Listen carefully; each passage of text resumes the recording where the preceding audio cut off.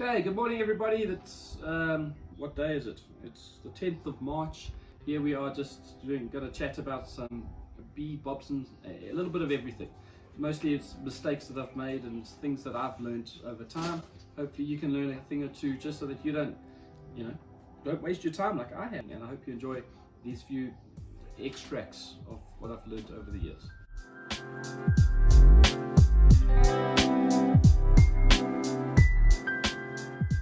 First up, I'm going to just tell you a little bit about the super when you're harvesting honey. I was quite naive back in the day, and you always take off your lid. You've got your lid here, it might have some bees on it over there. You squish the hive beetles as you see them. You've got a full super over here. Possibly you've got another super over here. And to take out this super, what I would do is I'd take it out and then I'd actually put it on the ground, and it would just be covered with leaves and sticky with the honey and everything. So you do have the lid. Use the lid as your friend. Always just go square of it. It's only touching on 4 sides, and you just leave it there and you can work it out from there. Helpful tip. Hope it helps you. You're not squishing too many bees. It's not getting in the leaves and everything on the side. If you've got a board or a plank or something, you can do it as well, but I just like the little gap underneath so you're not squishing any bees. You can work each frame there as you want, or even if this one is empty and you're just taking up the fuller one that's lower down, if you've done it that way, which you shouldn't, you'd always add your super, empty super above the brood chamber and the fuller one above it, just so that the bees, when they're walking up capped honey, they just tend to turn around. But if it's uncapped, then they just carry on going up until they can find where they can store their honey. Nice, helpful tip there.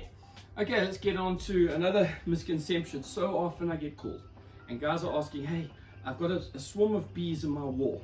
Can I get a beehive and put it next to my wall, and will the bees move in? And unfortunately, that's not going to happen. Bees have got all their brood, their babies, the queens laying inside that wall. They've got their honey and all their stores there. The analogy is, if your neighbor goes on holiday, are you going to move home and move into their house because they've got a better house? Even if the house is better, you're just not going to do it. Same thing for the bees. They just want to have their home and they're not going to move over.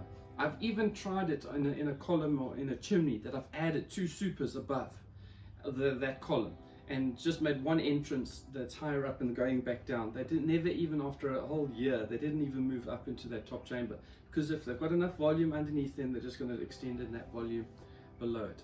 So I've tried it, it doesn't work. It just realized you've got to actually get out that brood and just to do the transfer. Right, and the next one, the one that I do it often enough. Sometimes you get away with it, sometimes you don't, and there's that one day when you get that hive that's really annoyed, and that is socks and tackies. It's just something you got to know. If they're gonna bless you, once they find a sock and they get through that sock, they're just going to add a couple more stings, 10 or 12, just because they've been able to find it in. So always get yourself some gumboots, boot up. But if you're doing a removal, some days you can get away with it, but there's always that one day where they decide, hey, they're going to find that little opening and actually get you. The other thing is wool. Wool socks are definitely a no-no. The lanolin in it, they can smell it. It's an animal product, and then it's also going to attract them more. So rather go for the synthetics or for the cotton.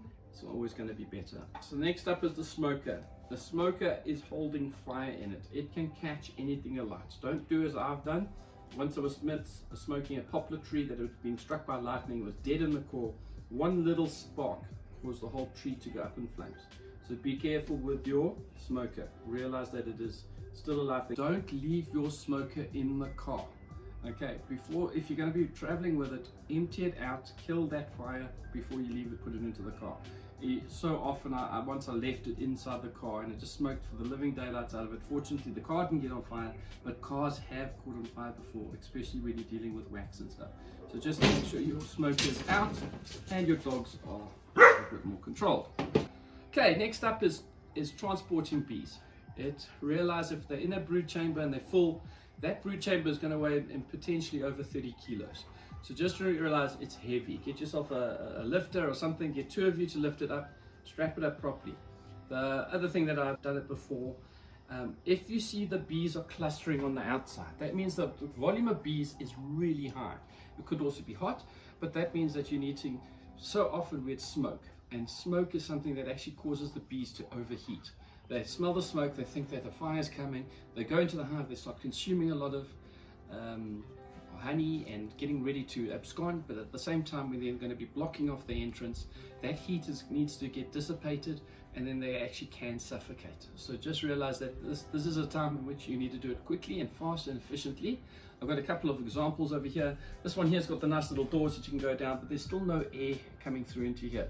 This is a new design which I'm quite happy with. It's got a little air vent over here, and it's got a door that can drop down, which is also really good. But besides that, is when you come to the entrance and the bees on the outside, just get a light mist of water. Don't smoke them, get water, make them feel as if it's raining. They're going to want to go inside. As they're going to go in, you're just going to drop the door and you're going to lock it up. Job done. And it's so much easier to transport than actually having to worry about once you smoked, they are potentially going to overheat those bees. Remember, you're doing this at night. You never do this during the day. Cool. Next up is frames. So often I've done it myself. When you're holding a frame, hold it by the ends over here. Okay, so often I get guys gripping it over here, and you've got your wax strips over here. These wax strips are going to get damaged, especially when you grip it like this. So just try it, think about it. Whenever you're holding a frame, hold it like this so you don't put holes in your wax strips as you're going along. The other thing that's nice to know is that if you leave these out and if you use real South African wax, guess what? Your honey guides in the area are going to love it. They're going to be really bless you and thank you for actually feeding them. They will eat this wax up like there's no tomorrow. And then when you come along and you wanted to put it into a hive and you realize you've got no wax strips in, that's always going to help. The other thing is in a super, guys, the way to go now is definitely 9 frames in my opinion.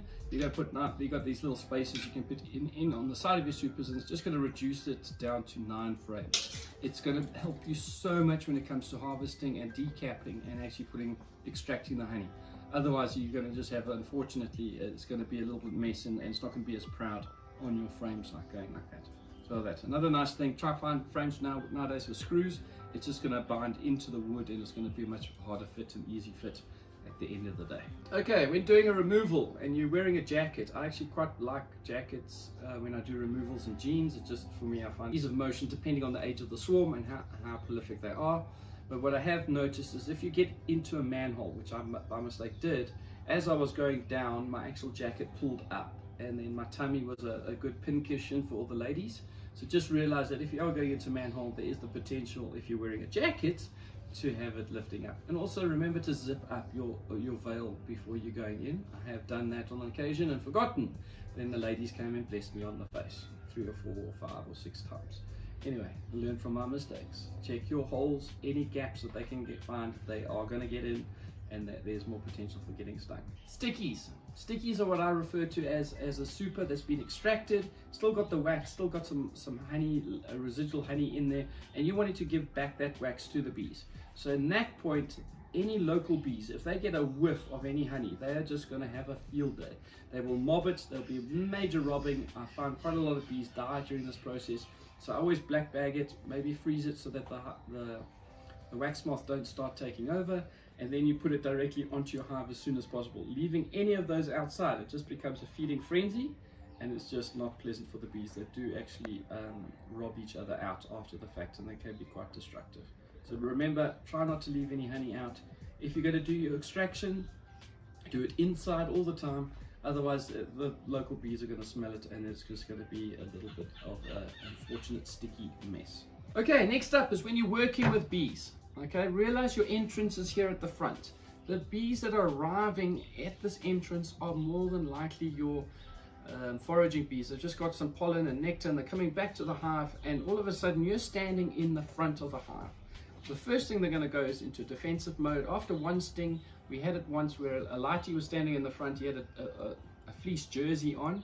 He wasn't getting stung, but his jersey had 30 stings in it at the end of the day. Because he was standing at the front, all the returning bees were smelling the venom and continued to start stinging. So you've smoked, but also the returning bees haven't smelt the smoke yet. So you're just going to smoke and then approach the hive from behind or from the sides. Then you can work with it all the way through there, just giving the bees the same entrance as they're coming through for those ones. Okay, next up is mowing the lawn. This is where you're going to have to suit up, guys. It's something that once those bees smell that cut grass and the vibration and everything it's just going to put them into the red. If you've got some shade cloth and you wanted to put it over, just do it late afternoon, late evening, put over the shade cloth, do your mowing.